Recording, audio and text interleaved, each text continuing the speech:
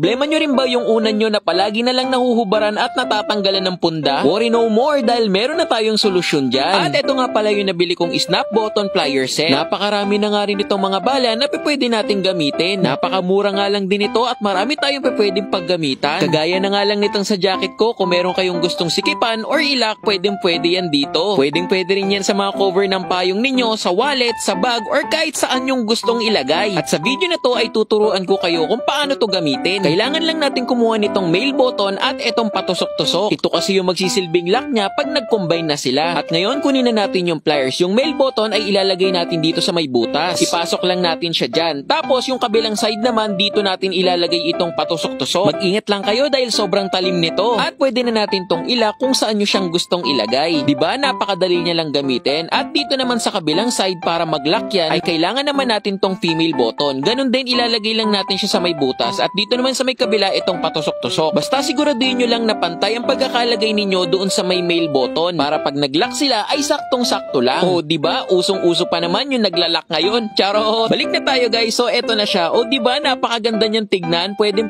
nyo nga rin niyang ilagay sa inyong mga polo shirt kung nawalan kayo ng botones. At mas maganda pa nga tong tignan. Nagmukhang mamahalin tong polo shirt ko. At eto na ang pinaka-pinoproblema ng karamihan sa atin. Itong punda ng una na madalas natatanggal. Ngayon ay meron na tayong solusyon dito para hindi tayo palaging nagbabalik ng punda ng unan. Ayos na ayos talaga. Kaya naman guys, kung gusto niyo rin bumili nito ay ilalagay ko na lang yung link dyan sa baba at huwag mong kalimutan i-click yung yellow basket.